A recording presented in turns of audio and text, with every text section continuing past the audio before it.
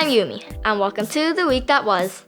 A 60-second-ish look at what happened this past week at SJII ES. Start the clock. Monday, students and staff arrived enthusiastic about what was in store for the week ahead. The virtue of this week, excellence. Tuesday, grade 3 displayed plenty of excellence, presenting the final eco-friendly homes they had designed as part of their IPC unit, Do You Live Around Here?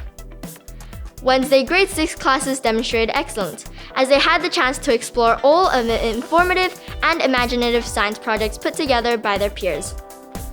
Thursday was a quiet day, with staff and students enjoying a typical day in and outside of the classroom.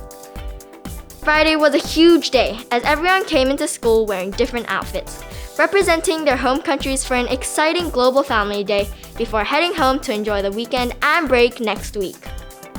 On behalf of the entire The Week That Was team, I'm Yumi, and we'll see you again next time.